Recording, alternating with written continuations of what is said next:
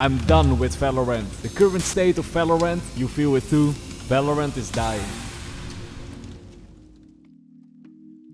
You probably have seen some of these videos pop up in your algorithm, right? Big content creators saying that Valorant is slowly dying, and in my opinion they are sort of right. Yes, there might be a small decline in the player base and the community of Valorant, but Valorant isn't dead yet, and it won't die for a very long time in my opinion. And that's where we're gonna talk about today. In this video I'll give you 5 reasons why Valorant isn't actually dying. Even though this game tries to mess you up in a lot of different ways. You crouched under my bullet? There are actually some solid reasons why Valorant isn't dead yet. This is gonna be an interesting video, my friends. I wanted to talk about this topic for a very long time, and today is the day, so sit back, relax and enjoy the video.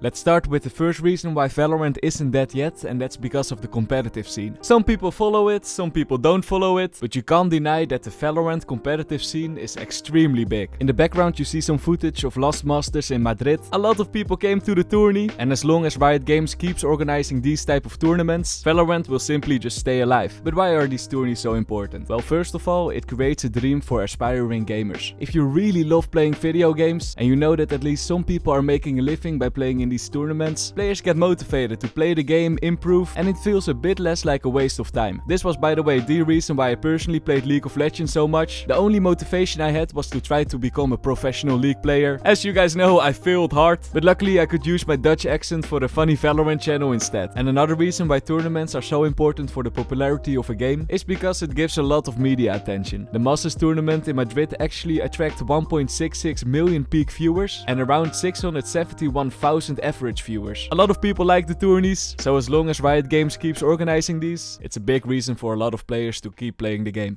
Let's move on. The second reason why Valorant isn't dead yet is because of the constant updates. Pause the video. Funny one, Mr. Lowlander. You mean all the new skins we get every patch? I don't think the skins are keeping Valorant alive. Okay, crazy fish that you are. I know a lot of people in the community joke around that Valorant only updates the skins. We've been asking for a replay system for so long, but we still don't have it. I get where you're coming from. But even though we still don't have the replay system, we get a lot of other updates that actually keeps Valorant alive. Every 2 weeks we get a new patch with small updates. It brings a little variety in the game, and this year alone we got a map rework, a new gun, new agent, all things to change Valorant a little bit up. There's still one question that needs to be answered though. Is there any proof? Do these updates actually prevent Valorant from dying, or is it just a small boost of hype and then done? Well, my friends, for that I want you to look at this graph. These are the views of my YouTube channel over the past 90 days. And in these 90 days 3 things happened. There was a period without any updates, there was a period when the Outlaw came out, and there was a period when Clove came out. So now a question to you. Can you guess when these events happen? I give you 3,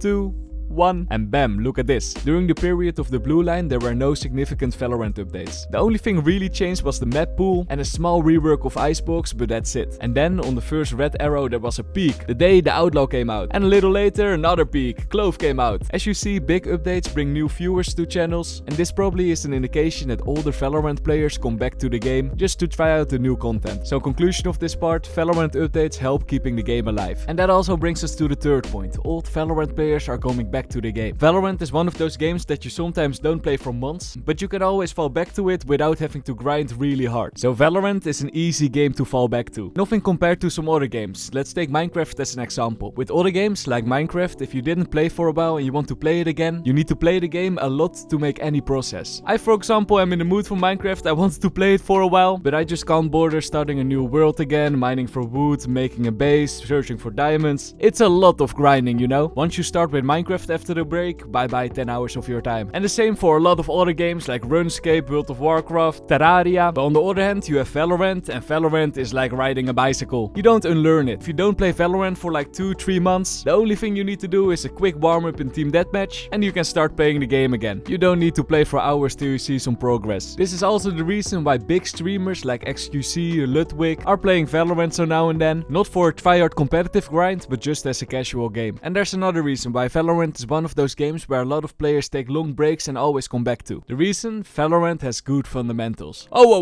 wait. Valorant good fundamentals? What the heck are you saying? We all know the meme, right? Project A, is our character-based tactical shooter. It's competitive. It has precise gunplay, precise gunplay, precise gunplay, precise gunplay.